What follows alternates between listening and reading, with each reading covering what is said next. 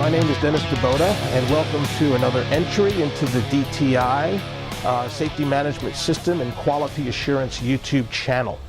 Today, we're going to take a look at developing safety goals and objectives.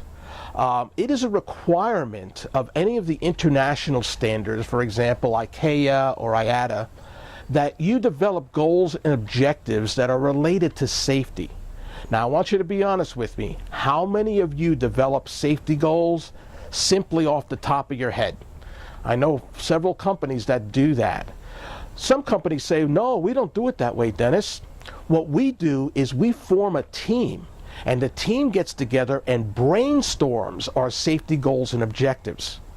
Well, the problem with that is your safety goals and objectives are really being developed from what is in somebody's mind that they think should be a safety goal and objective. I, as a quality assurance specialist, like to always use an objective method. And there is an objective method that is required actually by Transport Canada in Canada. And a lot of companies are not aware of this, but the safety goals and objectives must be obtained from your hazard registry and safety risk profile. The hazard registry is simply a database of hazards that have occurred in our industry. Once we have identified these hazards, we list them in our hazard registry. Then we take each of our hazards in our hazard registry and we simply do a risk assessment on each hazard. Once the risk assessment is done, we can then take a look at our hazards, either high, medium, or low, and separate them. The high hazards are going to be used in our safety risk profile. If you're a brand new company, you don't have any incidents or accidents or things to draw from, so it's acceptable to take incidents and accidents borrowed from your industry to create your hazard registry. Now, the goal of a hazard registry is simply this. You know the old adage, those that fail to study history are doomed to repeat it. That's the goal behind the hazard registry, or the meaning behind it is so that we don't do things that would cause us to repeat accidents or incidents that have occurred in the past. So your company is required to develop what is known as a hazard registry. Once you have developed your hazard registry, you then take all of the hazards that you have listed, you get together with a risk assessment team, and you simply risk rate all of the hazards in the hazard registry. Once the hazards have been risk rated, you are now going to have a bunch that are high hazards, high rated hazards, medium, low, and some might be even severe, depending on your risk matrix. What we do then is we separate the high or severe hazards from our hazard registry. When we do that, we create another list that is known as the safety risk profile. The safety risk profile is the top rated hazards from your hazard registry. The safety risk profile goes by other names in other industries, but what it is the ones that you need to work on first. These are the ones that are critical in your industry. The safety risk profile is simply a list of those top 10 hazards. Now, I say top 10, but there's no requirement for a specific number of hazards in your safety risk profile. Now, a lot of companies do develop their safety risk profile, but did you know that the safety risk profile is the key to developing your goals and objectives? How? Well, we take the safety risk profile, and what we do is then we list all of those hazards. Once we've listed those hazards, we do what is known as a root cause analysis session on each. For those of you that are not aware, we do have a YouTube channel on creating a fishbone diagram, which is a root cause analysis technique. Once we do a root cause analysis on each of the safety risk profile hazards, we are now going to create root causes. We're using the 5 check marks, the nominal group technique. We develop 1, 2, or 3 root causes for each of the incidents that we have listed in the safety risk profile.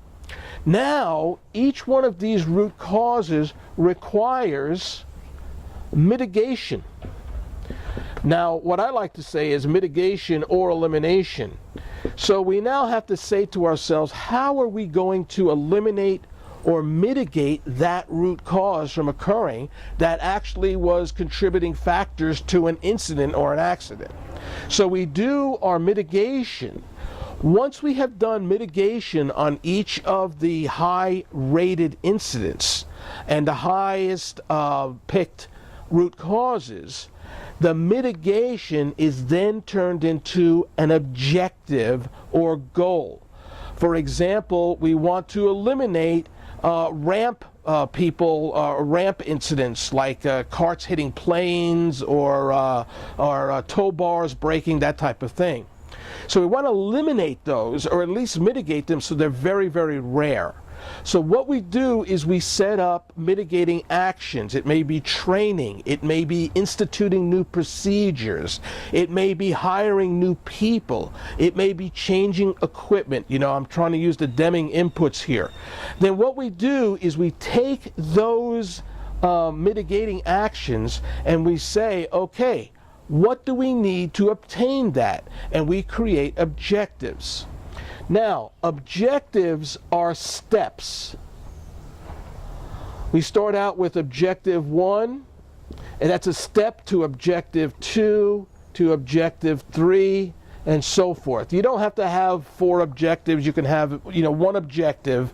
But the idea is that once you have obtained each objective, you then say, hey, we have reached our goal. Our goal might be something that is eliminating ramp incidents altogether.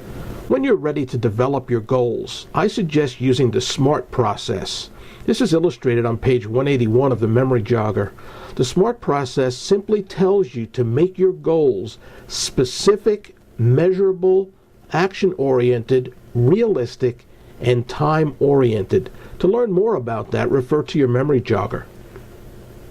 So it doesn't happen, or it's a very rare occurrence. So it's objective, objective, objective, and then goal. So these objectives now are very specific. What do I mean by that?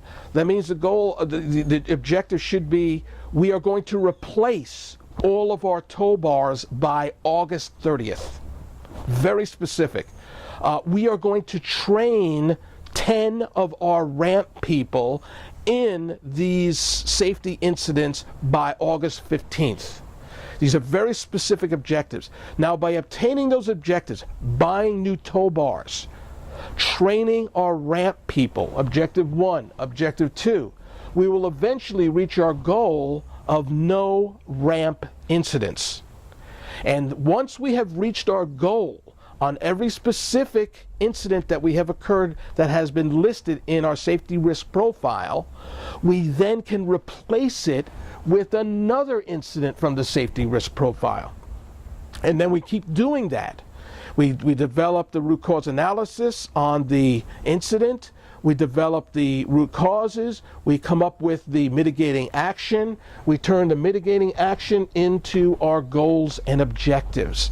This process is a continuous process, so your goals and objectives should be rotating.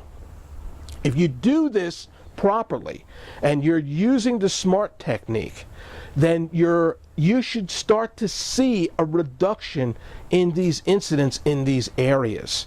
And of course, everything you do, document robustly so you have objective evidence that your goals and objectives were obtained from your hazard registry.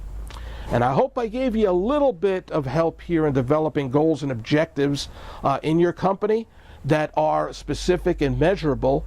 And if you do this, I know that you'll meet the requirements of Transport Canada, and you will also meet safety requirements of international organizations like ICAO and things like that. So if you have any questions, just email me, and please don't be a stranger, and let me know how you're doing on your email. And also, I want to point out, we do have a little book. This is my salesman point called a Memory Jogger.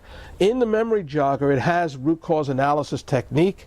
It also illustrates the this system that I just developed. In the back of the book, in a case study of Dart Air Transit. You can get that. So you can get this book from goldqpc.com, or you can get it from our website. So I would recommend it. I keep it in my pocket. I keep it in the bathroom for my reading purposes, and it makes a good book too. If you buy it just to to balance a table that's missing a leg or something like that, it works good for that too. All right. So we hope you enjoyed this presentation, and take a look at some of our other YouTube channels, and let us know if they are helpful to you. Thank you.